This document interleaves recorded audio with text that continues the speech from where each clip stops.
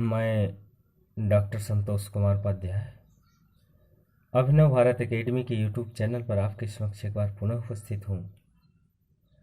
आज मैं अंतर्राष्ट्रीय संगठन इंटरनेशनल ऑर्गेनाइजेशन में संयुक्त राष्ट्र संघ यूएनओ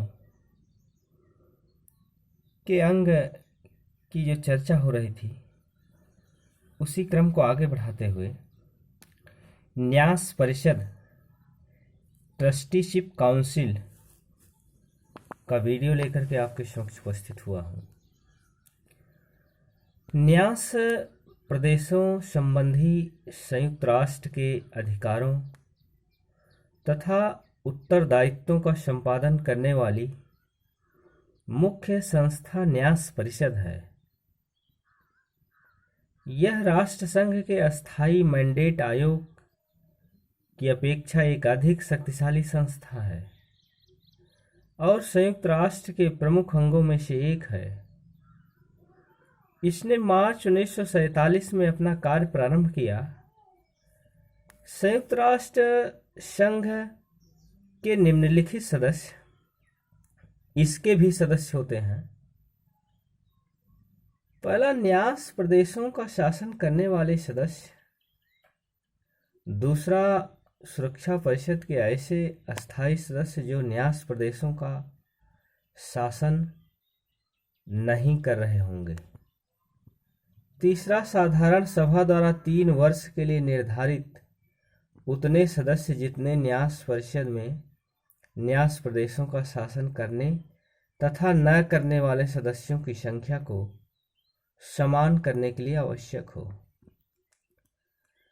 इस समय न्यास परिषद में केवल 7 सदस्य, 5 महाशक्तियां तथा ऑस्ट्रेलिया और न्यूजीलैंड हैं।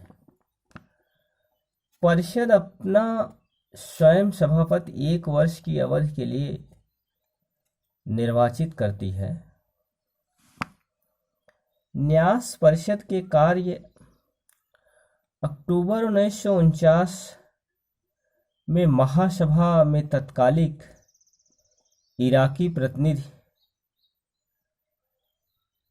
अवनी खलोद ने कहा था कि न्यास परिषद संयुक्त राष्ट्र के सर्वाधिक चुपचाप रूप में उपयोगी कार्य करने वाले अंगों में से एक है। यह मुख्यतः 3 प्रकार के कार्य करती है। पहला, यह एक विस्तृत प्रश्नावली तैयार करके और उसके आधार पर प्रशासक देशों से न्यास प्रदेशों की राजनीतिक, आर्थिक, सामाजिक आदि क्षेत्र में प्रगति के संबंध में रिपोर्ट मांगती है। दूसरा, यह न्यास प्रदेशों के निवासियों के लिखित तथा मौखिक आवेदन पत्रों पर विचार करती है। परिषद के एक अभूतपूर्व अध्यक्ष लेस्ली नोक्स मुनरो के अनुसार आवेदन पत्रों पर विचार करना न्यास परिषद की सर्वाधिक महत्वपूर्ण गतिविधियों में से एक है, क्योंकि चार्टर द्वारा प्रत्याभूत या आवेदन पत्र देने का अधिकार न्यास प्रदेशों की देशी जनता और परिषद के मध्य सीमा संबंध स्थापित करता है। सन 1959 में परिषद को 1235 आवेदन पत्र प्राप्त हुए थे। तीसरा, परिषद वर्ष विभिन्न न्यास क्षेत्रों की स्थिति के अध्ययन के लिए निरीक्षक मंडल भेजती है। ये निरीक्षक मंडल पराधीन प्रदेशों पर अंतर्राष्ट्रीय नियम के अध्ययन तथा अत्यंत प्रभावशाली साधन माने जाते हैं। एक और तो ये परिषद के सदस्यों व्यक्तिगत और प्रत्यक्ष रूप से न्यास प्रदेशों के लोगों के जीवन के अध्ययन करने अवसर प्रदान करते हैं। दूसरी ओर वे न्यास प्रदेशों के लोगों को इस बात का संतोष प्रदान करते हैं कि परिषद उनकी स्थिति की वास्तविकता से परिचित है, इसलिए इनको परिषद का नेत्र और कान कहा गया है। न्यास व्यवस्था से संबंधित अन्य संस्थाएं। न्यास परिषद के अतिरिक्त सभा और सुरक्षा परिषद भी न्यास परिषद से संबंधित है।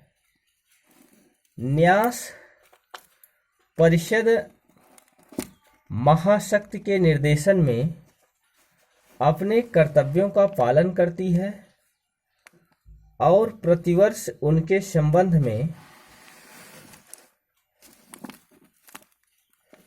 महासभा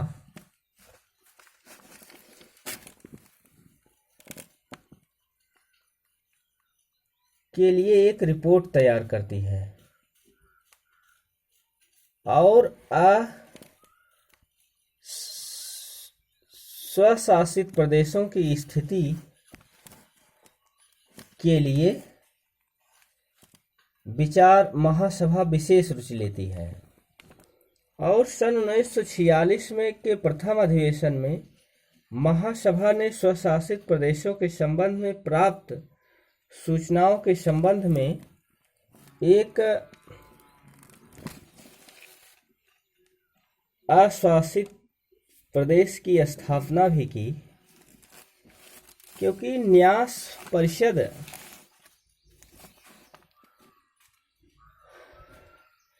सन जनवरी 1952 में इस समिति को अस्वशासित प्रदेश से प्राप्त सूचनाओं संबंधी समिति का नाम देकर एक अस्थायी समिति बना दिया गया।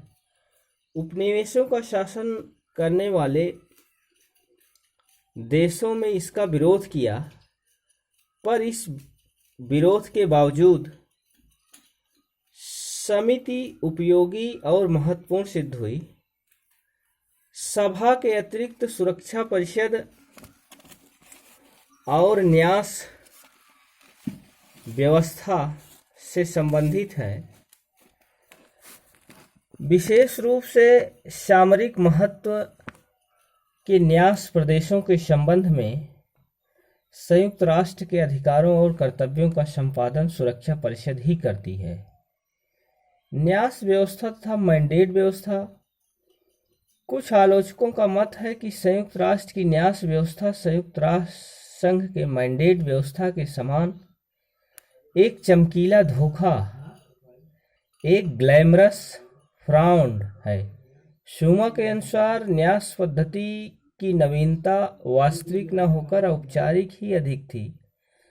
अन्य लोगों ने इसे साम्राज्यवाद का एक नवीन रूप कहा, परंतु अलेक्जेंडर यूल का मत है कि यद्यपि न्यास व्यवस्था संबंधी अध्याय को किसी प्रकार भी पराधीन लोगों की एक महान विजय नहीं कहा जा सकता, परंतु यह संयुक्त राष्ट्र से यह स्वीकार कर लेता है कि साम्राज्यों के पुराने विचार मृत हो चुके हैं। देशी हितों की प्रधानता स्पष्ट भाषा में घोषित कर दी गई है। इसी प्रकार डॉक्टर राल्फ जे ब्रांचे के शब्दों में नई व्यवस्था पुरानी आदेश व्यवस्था का परिवर्तित रूप नहीं है, यह निश्चित रूप से एक विस्तृत क्षेत्र रखता है तथा इसमें अधिक व्यापक अंतर्राष्ट्रीय नियंत्रण संभव है। यह न्यास प्रदेशों के निवासियों को स्वशासन तथा स्वाधीनता के लिए शिक्षित करने की क्षमता रखती है। सार्वजनिक क्षेत्र वास्तव में न्यास व्यवस्था एक आदर्श व्यवस्था न होते हुए मैंडेट व्यवस्था से श्रेष्ठतर है। इसका क्षेत्र मैंडेट व्यवस्था से कहीं अधिक व्यापक है। मैंडेट व्यवस्था केवल शत्रु राज्यों से छीने गए प्रदेशों तक ही सीमित है, परंतु न्यास व्यवस्था, जैसा कि जनरल स्मट्स का मत है, कि क्षेत्र की दृष्टि से राष्ट्रसंघ की पुरानी योजना में बहुत भिन्न है। अब न्यास का सिद्धांत सामान्य रूप से लागू किया गया है। यह सब पराधीन देशों में परतंत्र लोगों के लिए लागू होता है। इस सिद्धांत को दिया गया है और यह विस्तार बड़ा दूरगामी और महत्वपूर्ण है। श्रेष्ठतर संगठन राष्ट्र संघ के अंतर्गत मैंडेट व्यवस्था के निरीक्षण का कार्य अस्थाई मैंडेट आयोग को सौंपा गया था, परंतु संयुक्त राष्ट्र के अंतर्गत यह कार्य न्यास परिषद को सौंपा गया है, जो अस्थाई मैंडेट आयोग से कहीं अधिक शक्तिशाली है। यह संयुक्त राष्ट्र का एक अस्थाई और प्रधान अंग है, जबकि अस्थाई मैंडेट आयोग राष्ट्र संघ द्वारा नियुक्त किया गया था। परिषद के सदस्य विभिन्न सदस्यों के विभिन्न राज्यों के प्रतिनिधि होते हैं, जबकि आयोग के सदस्य विशेषज्ञ होते थे। परिषद में न्यास प्रदेशों के सभी प्रशासक देशों तथा विश्व के 5 महाशक्तियों के प्रतिनिधित्व प्राप्त है। आयोग में ऐसा होना आवश्यक नहीं था। अधिक व्यवहारिक भी है, क्योंकि न्यास व्यवस्था अधिक व्यवहारिक है। इसका कारण यह है कि न्यास प्रदेशों के सामरिक महत्व के प्रदेश तथा सामान्य प्रदेशों के विभाजन के द्वारा यह प्रशासक देश के सामरिक आवश्यकताओं की स्वीकृति प्रदान करती है। दृढ़तर अंतर्राष्ट्रीय नियंत्रण भी है, क्योंकि मैंडेट व्यवस्था के अंतर्गत अस्थाई मैंडेट आयोग की न्यास प्रदेशों में निरीक्षण मंडल भेजने का कोई अधिकार प्राप्त नहीं था, जबकि परिषद के एक भूतपूर्व अध्यक्ष रोजर गारो के शब्दों में निरीक्षक मंडल न्यास पद्धति का सर्वाधिक मौलिक और मूल्यवान पक्ष है। संयुक्त राष्ट्र के प्रत्यक्ष शासन की व्यवस्था मैंडेट व्यवस्था के अंतर्गत मैंडेट प्रदेश का वास्तविक प्रशासक किसी प्रशासक देश के हाथ में होता था। न्यास व्यवस्था के अंतर्गत भी सामान्यतः यही होता है। संयुक्त राष्ट्र चाहे तो किसी भी प्रदेश के शासन को स्वयं अपने हाथ में ले सकता है। एरिट्रिया के संबंध में ऐसा हो चुका है। उत्तरदायित्व का अधिक विस्तृत विचार न्यास व्यवस्था इस बात पर स्पष्ट रूप से बल देती है कि देशी जनता का हित न्यास प्रदेशों के प्रशासन का सर्वप्रमुख लक्ष्य है। स्वशासन का सिद्धांत संयुक्त राष्ट्र के चार्टर में यह स्पष्ट रूप से कहा गया है कि न्यास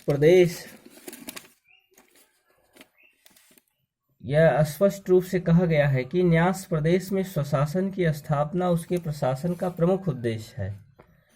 महासभा और सुरक्षा परिषद का उत्तरदायित्व मैंडेट पद्धति के अंतर्गत मैंडेटों की समस्या प्रधानता अस्थाई मैंडेट आयोग का क्षेत्र समझी जाती है, परंतु न्यास व्यवस्था के अंतर्गत न्यास परिषद के अतिरिक्त महासभा और सुरक्षा परिषद भी पराधीन देशों की समस्या में दिलचस्पी लेती है। विशेषतः महासभा, जिसमें एशिया, अफ्रीका और लैटिन अमेरिका के राज्यों का बहुमत है, अस्वशासित देशों की स्वशासन और स्वाधीनता दिलाने के लिए सतत प्रयत्नशील है। व्यवहारिक सफलता भी न्यास परिषद मैंडेट व्यवस्था की अपेक्षा कहीं अधिक सफल सिद्ध हुई है। महासभा के चौथे अधिवेशन के अध्यक्ष सीटी रोमिलो के अनुसार न्यास पद्धति की सतत प्रगति आधुनिक विश्व में राजनीतिक नैतिकता के उच्च बिंदु का प्रतिनिधित्व करती है। अधिकांश मैंडेट प्रदेश राष्ट्र संघ का अंत हो जाने तक भी पराधीन ही रहे, परंतु अधिकांश न्यास परिषद 15 वर्ष की अल्पावधि में ही स्वतंत्र हो गए। 6 मार्च 1957 को ब्रिटिश टोगोलैंड स्वाधीनता प्राप्त कर घाना के साथ संयुक्त हो गया। फ्रेंच कैमरून्स 1 जनवरी 1960 को, फ्रेंच टोगोलैंड 27 अप्रैल 1960 को तथा इटालियन सोमालिलैंड 1 जुलाई 1960 को स्वतंत्र हो गए। सन 1961 में ब्रिटिश कैमरूआ तथा टंगानिकिया ने स्वतंत्रता प्राप्त की और 1 जुलाई 1962 को रुवांडा उरुंडी का न्यास प्रदेश समाप्त हो गया और उसके स्थान पर 2 स्वतंत्र राज्यों रुवांडा तथा उरुंडी की स्थापना हुई। जनवरी 1968 में नीरू द्वीप और नवंबर 1971 में न्यूरी की न्यास प्रदेश स्वतंत्र हो गए और इस प्रकार महासभा ने अशासित प्रदेशों के स्वतंत्र कराने में अत्यधिक योग दिया। अकेले अफ्रीकन महाद्वीप में द्वितीय विश्व युद्ध के बाद लगभग 50 देशों ने स्वतंत्रता प्राप्त की और इस प्रकार निर्दोष और आदर्श न होते हुए भी न्यास व्यवस्था मैंडेट व्यवस्था से श्रेष्ठ है। जैसा कि न्यास परिषद के प्रथम अध्यक्ष प्रोफेसर वी सायरे ने कहा था कि जब तक एशिया और अफ्रीका में पिछड़े हुए क्षेत्र हैं, हमें अस्थायी शांति की नींवों का अभाव रहेगा। न्यास व्यवस्था पिछड़े हुए लोगों में एक ऐसी शांति प्राप्ति का व्यवहारिक यंत्र प्रदान करती है। तो इस तरीके से न्यास व्यवस्था के वीडियो के साथ आज यहीं तक पुनः आपके समक्ष उपस्थित होने का प्रयास करेंगे। तब तक के लिए धन्यवाद।